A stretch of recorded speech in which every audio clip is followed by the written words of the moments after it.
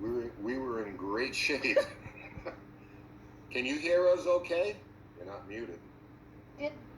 Yeah, the signal's breaking up again on us.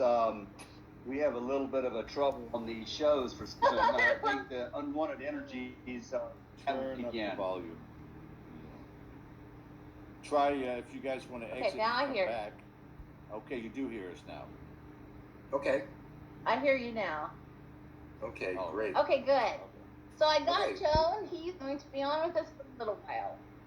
All right. Is there any possibility that you have some sage and can sage the phone before we get started? Oh, yeah. we just did prayer. I just did a whole prayer just now to cut that, but we do have some we do have some salt and use real quick. I will do that. Yeah, go get that. Yeah. Bring in the holy. Now this is just George, and now see what you've done. Yeah, I was just trying to make light of the fact of the connection part of it, but you guys are in the energy zone right there. So if you feel a necessity to do so, please continue. But thank you for joining us tonight. I really appreciate it. I hope that things are going well. And you are located in which state? We are in Arizona. So we are in a place called Marana, Arizona. And the actual little town that it really is, it's called Avra Valley, Arizona. But yeah, so we're in it's a beautiful location, definitely. So yeah, that's where we're at. Would you like me to keep talking about a little bit about that? Like the Avra Valley, actually. Okay, go ahead. Let's see. This looks like you from Google Earth. Is that correct? Yeah. Yeah, that's us.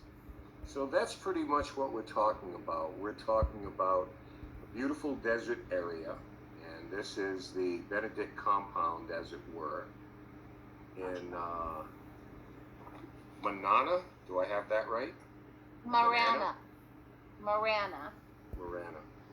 And this has been a place that obviously has a story. It's got actually many stories behind it. And what we wanted to do right now for our viewers is during the course of the show, chronologically, we wanted to kind of go through how you got there and what is it about this property that is so unusual and at one point malevolent. And let me ask you this right now before we even get started. How are things there now? Things here now are completely different. Compared to last year in December, so we've gone through this year, but last year, even in December, that's when this January, November, December, that it got so bad again that, so for us to actually have made it through that point, and he's saging right now, because the wires, the energy comes through the sound frequency, so you always have to be on guard at all times. And we actually, even though it is better, and we do, and 100% better, our whole relationship is better, everything's better, but we have to stay on it, and that we have to be disciplined to keep a ritual up with Lord's Prayer and all those, the things that we have set in place. And that's what keeps us free from being able to, from things still coming in. It's maintenance, basically, and it probably will never end. The property as we know it, and you can talk a little bit about this, it sort of goes back to a man named Fernando Garcia, who was said to be the original owner. Very big family, and going back, there were a number, or at least 2 incidents that involved tragedy at this particular place. Can you tell us a little bit about, I know you've done the research on this, and for our viewers out there, Mercedes and Joe were actually featured on season 12, the final episode that season of The Dead Files with our good friend Steve DeCasta, who we've had on a number of times. But they did a little research there and found out that there was already something in place in terms of trauma and tragedy that happened there back then. Could you tell us a little bit about the Garcia family? Yes.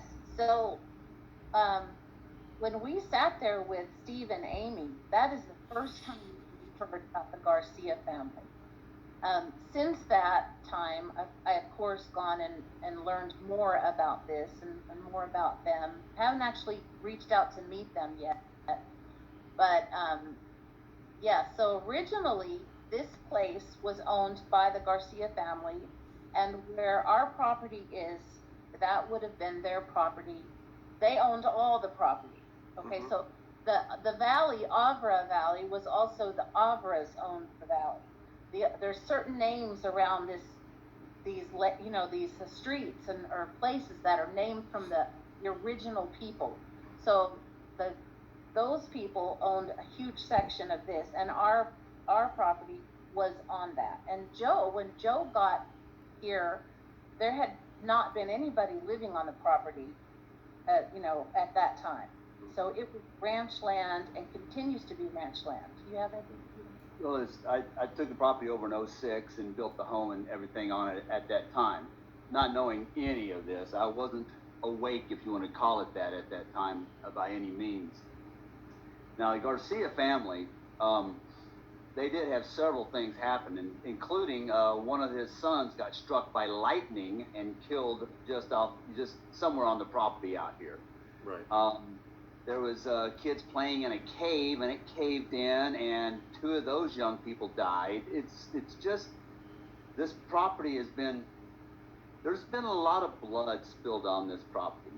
We can even go way farther back. For approximately 12,000 years, Native Americans have lived on this property. There's something called the Brawley Wash, which actually ran year-round with water less than 100 years ago. But now, we stole all the water. Anyway, the Native Americans farmed and were on this property for thousands of years before even the white man showed up. So now we start, of course, with the Garcia family, and those 2 tragic incidents were in the cave. I guess his son's kids managed to get out. One of them was injured, but unfortunately 2 of their cousins perished in the collapse. And now that brings us to the Huff incident. So I want to show our viewers a little bit about this. And in doing a little research on my own part, I found that, well, I'm going to let you tell the story of Paul Whelan, but apparently this guy goes back with a brother of Mr. Huff serving in World War II. So that's how the connection was made. So let's tell us a little bit about a murder that actually occurred there on the adjacent property, and the story of Mr. Huff, Freeland Huff.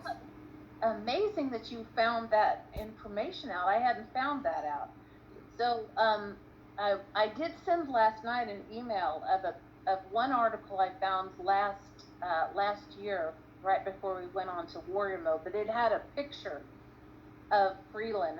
It had not a Freeland, but it had a picture. Oh yeah. Look at that picture closely. That boy is possessed. So that one I found, and that particular person, let's say, I have seen on the property up to those years. I had seen that face in spirit. So I know you want to talk about the actual event. So basically, on the Dead Files, they told us that there was a double murder. So on or near the property, on the ranch. So that's another Marana family that owned this land at that time, a lot of the land. So there's certain farmers that own a lot of land. Well, he worked for them, this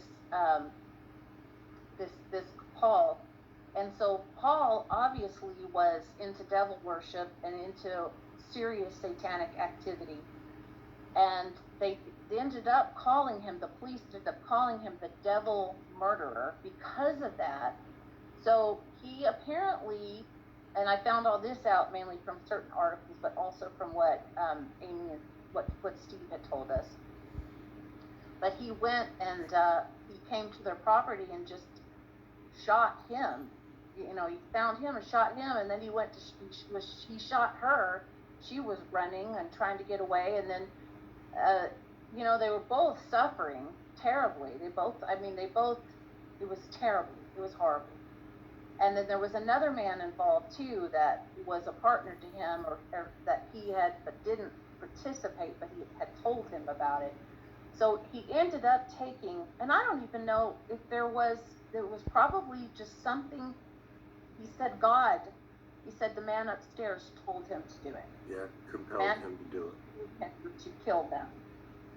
And not only did he kill them like this still alive, as he took them, and I still haven't found this yet, but took them to a wash or a river and under a bridge, which there's several, but not a lot out here, but there's several, and put them in a cross and Posed them. yeah. Yes. So I mean, to me that's horrible, and so the crazy thing is, which I don't believe they didn't mention on the Dead Files, but there was another article that one right there explains how he got out of he escaped the prison, and he came right back, and the whole town, I was like, wow, I can imagine what this was like. They had the roadblocks, and they had, you know, the police, and everybody was warned and scared and everything, and then they caught him and put him back. But then darn if he didn't do it again, like less than a year later, I think. And then they caught him, and then they put him back. And so from that moment, he stayed there and died you know, but he didn't die. It wasn't that long ago that he actually died in there. Yeah, it wasn't. I think it was something like 2010, if I'm not mistaken. He was like Exactly. 83 years old at the time. Yeah, I mean, can you imagine? And the interesting thing is that nobody, like, this town is just like, you don't hear about things. I mean, it's just so small. You know, we're starting to get bigger, but nobody knew about these things that I know. So it's just having to find the information again now that, you know, that they helped us to find that. I couldn't find anything like that. So thank God, you know, for Steve and for finding that information. Yeah, and this was all over about $600 that he was owed for some work he did for Mr. Huff. And his life was worth $600. And there wasn't even a warning. My understanding is he blew the horn of his truck, and Mr. Huff came to the door and, without question, shot him. When his wife Louise ran, he pursued her, shot her in the back, fell into a barbed wire fence, and this is when he took them both inside of his truck, took them to the bridge that you allude to, and posed them in the shape of a cross. So, I mean, already this particular property has seen more of its share of trauma and tragedy than any should, but it wasn't over yet, because there have been some weird, and when I say aerial phenomena, I'm not talking about UFOs. I'm talking about plane crashes.